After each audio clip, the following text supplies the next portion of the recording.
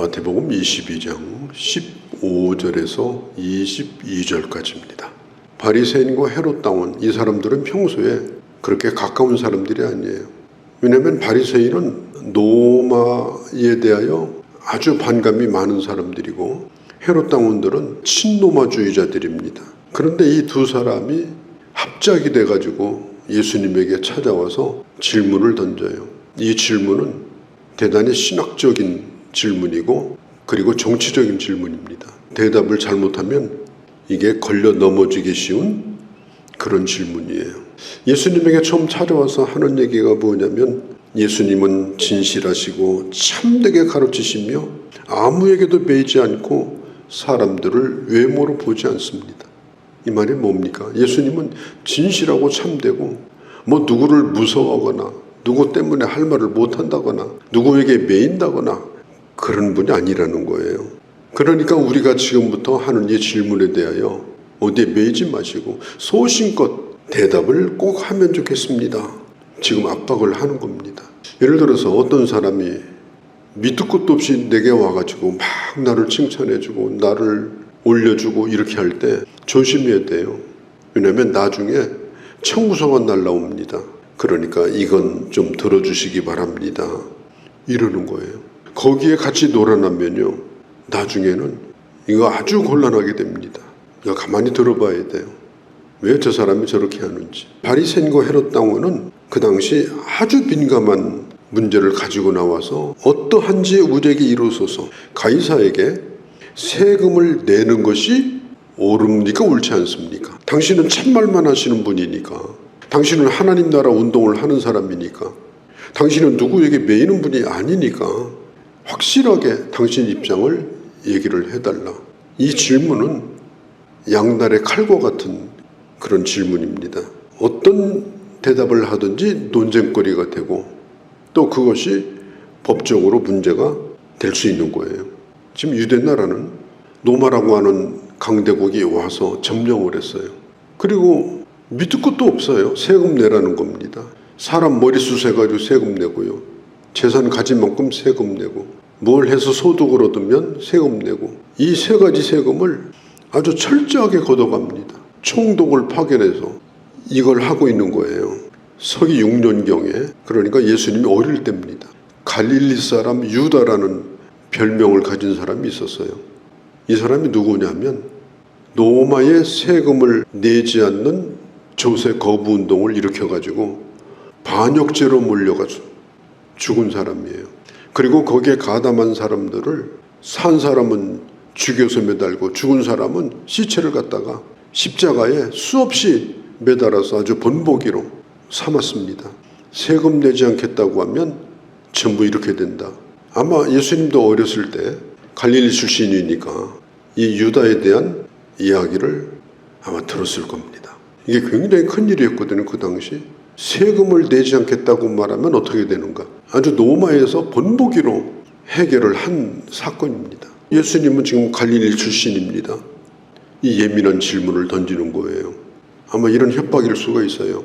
대답 잘못하면 당신도 십자가에 달릴 수가 있다. 그리고 당신을 따르는 제자들, 무리들 다 마찬가지다. 당신은 하나님 나라 운동을 하는 사람이 아니냐. 그리고 하나님을 왕으로 섬기는 사람이 아니냐. 그렇다면 이 세금을 내지 말라 이렇게 말해야 되는 거 아니냐. 이건 걸려 넘어가게 돼 있는 문제예요.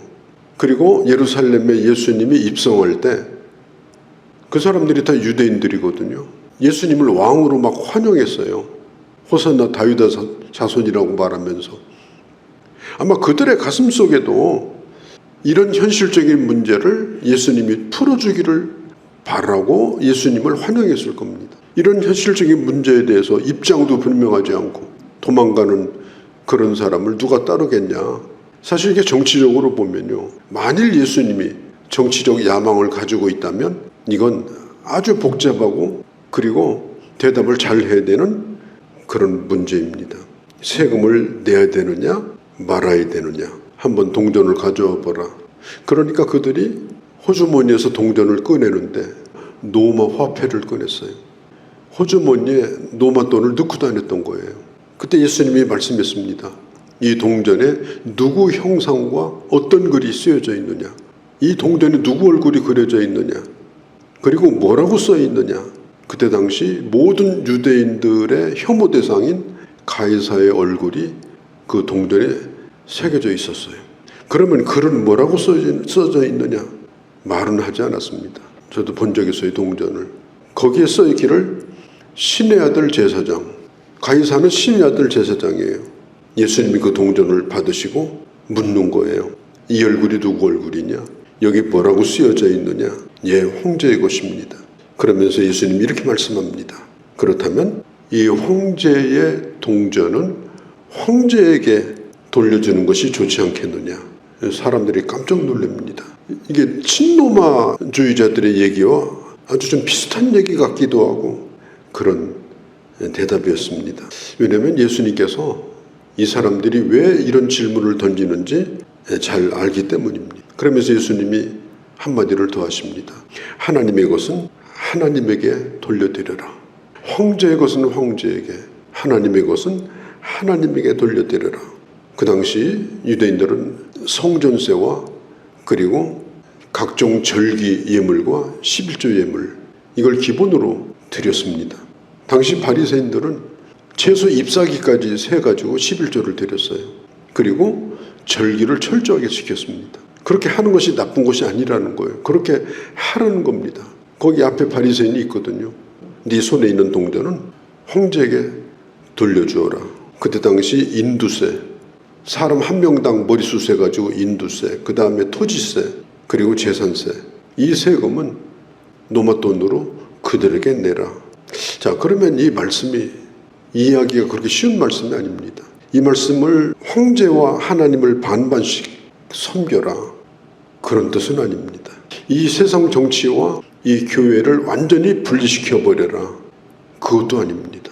왜냐하면 이 세상 정치도 이 세상의 국가도 나 하나님의 주권 아래 있는 겁니다. 우리 예수 믿는 사람은 예배당에 와서만 예배를 드리는 것이 아니라 로마서 12장에 있는 것처럼 몸으로 이 세상을 살면서 몸의 예배를 우리는 드리는 사람들이에요. 우리는 교회에서만 신앙생활을 하는 것이 아니라 세상에 나가서도 신앙생활을 하는 겁니다. 그러니까 따지고 보면 가이사의 것과 하나님의 것이 우리는 구분이 안 돼요. 왜냐하면 가이사의 것도 하나님의 주권 가운데 있기 때문에 그렇습니다. 내가 속해 있는 이 사회, 국가, 가정, 학교, 직장 다 하나님의 주권 가운데 하나님의 다스림 속에 있는 겁니다. 그리고 우리는 천국의 시민이면서 또 세상의 시민으로 삽니다. 구분되는 것이 아니에요.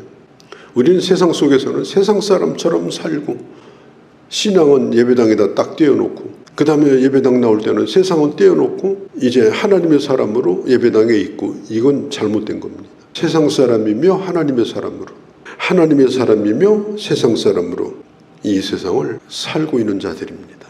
종교 분리의 원칙이라는 얘기를 정치가들이 쓰고 있습니다. 정치와 종교는 분리되어야 한다. 그러면 그게 맞는 말이냐? 맞기도 하지만 굉장히 틀린 말이기도 합니다. 가이사의 것은 가이사에게, 세상 속에서 시민으로 살아갈 때 시민의 역할을 잘 해야 됩니다. 또 건강한 시민으로, 우리 주님도 말씀했잖아요. 너희는 세상의 빛과 소금이라고. 그리고 우리는 하나님의 사람으로 살아야 됩니다. 하나님의 사람으로서 이 세상을 사는 거니까 하나님의 방법대로 세상을 살아야 돼. 그렇게 사업도 하고 그렇게 직장생활도 하고 그렇게 우리는 사회생활을 하는 겁니다. 바리새인과 헤롯 당원이 아주 교묘한 이 낚시밥을 던졌는데 예수님이 거기에 낚이지 않았어요. 그러니까 이 사람들이 어떤 생각을 했는가 하면 22절에 보면 예수님의 말씀을 듣고 놀랍게 여겨서 예수를 떠나니라.